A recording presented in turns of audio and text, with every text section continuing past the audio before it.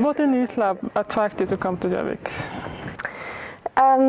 So I very much liked security divas when I first came here, and at my first stay in Gjøvik.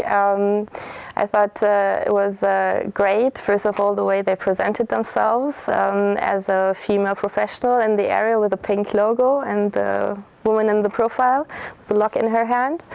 And I also thought that it was very impressive to have so many security professionals coming here to this town, which coming from the area and very often being the only female in the area was very impressive to me. Well, then what I really liked was the setup of Gjøvik University College, being extremely international. It's something that I very much appreciated, and which I very much lived before that as well, and so that attracted me for these people coming here, working with their families, being very professional in the area for a long time, and actually also staying here for a very long time. I was very impressed at how long that the actual founder of this lab was interviewing me. So that I thought was very particular. Could you tell us a bit about your background and about your competence with regard this position? Yes, so I was thinking about a few parallels that I see here between this lab and my own vita. So I started, well, this lab started a bit earlier than me, I think early 2000 when it was founded. But I started working in security in 2003. And until then I had 2 master's degree actually in management from Germany and from France. And I then decided when I was doing my master thesis at the European Space Agency in Paris that information security would be a topic that I could combine together with management, and that would be very important for me to maybe develop some research on. And I think at the time nobody could see how big this would become. I'm not sure if the founders of NISLab thought that way back in the day, but yeah, so we started then, and it developed very fast up to now. And then, as I mentioned earlier, I think the second parallel is that it's very international. So I'm from Germany originally. I was born there with 16. I could go for half a year to Australia, and then I lived for a couple of years in France, and for my PhD, which I did in Geneva, I could go for 2 years to London, to the London School of Economics.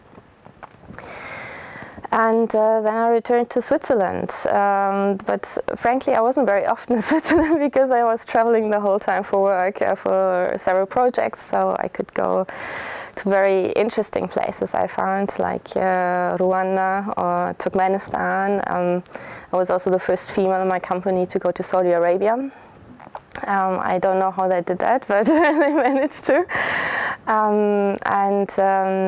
So yes, I was then in a startup setup. So when I started, I was pretty much by myself in the area, and then after a few months we saw that we should have had 5 LoRa's. And so we started creating a team and hiring people, and I had the chance to build the team and hiring somebody almost every month, until the team after 5 years became global, and we had 25 consultants in the team. And that was the moment when I was looking for a new challenge, and I decided to move into a different company where I became managing partner.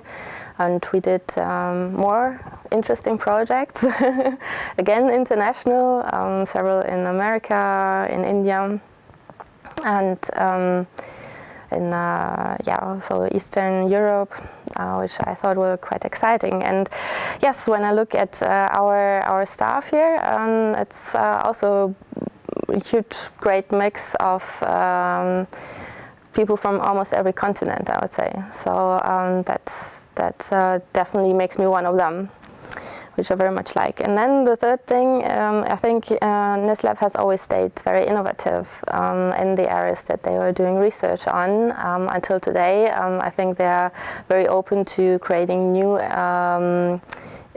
research areas and staying ahead. And that was always also one of my ambitions, that at my company, I didn't only have the head on for security management, but also for innovation management. And this is also why I always try to keep also one foot in academia, which led me to giving lectures at the University of Geneva, and then also becoming an evaluator for the Horizon 2020 program for the European Commission last year. So looking into this glass bowl and seeing what might be interesting into the future, that's something which is very important. Okay, so what are the challenges and your immediate plans for NISLab? Well,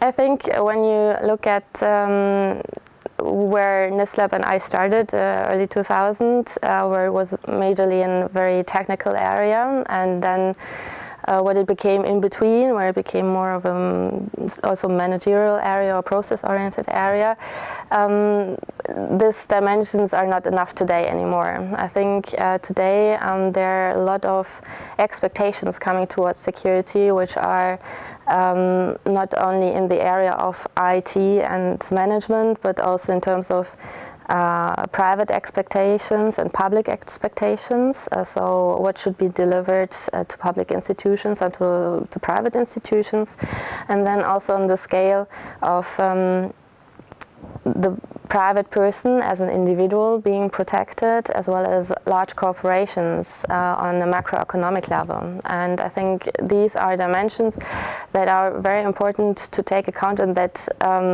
it's important that NISLab doesn't get taken apart in these areas. And this is something where a focus needs to be done, and my job in this is to facilitate, to work with those brilliant researchers and help them doing their research in between these different angles. And especially now with CCIS, we also have a partner that also brings in a lot of interesting expectations for research and for teaching, and also from the network. And I think this is something where we need to be very focused on delivering the right things in the area. How does NISLab coordinate and interact with CCIS? Very well. We are very close, so I'm sitting with Sophia in one room. So I think this physical closeness speaks also for a very good start the both of us probably had. And so generally NISLab is a partner of CCIS, and I think it has a lot of potential actually in delivering many of these expectations that I was talking about before. Also now, especially during the merger that we have with the NTNU, and that we can actually take the research time from NISLab and immediately also have, talking in European Commission terms, have innovation action. So it's not saying that this is innovation itself, it's innovation action as research. And this is something which I think is very very important for us to interact there and very helpful for both sides, but also very much for this lab, having CCIS partners coming in and having also support from CCIS in the area.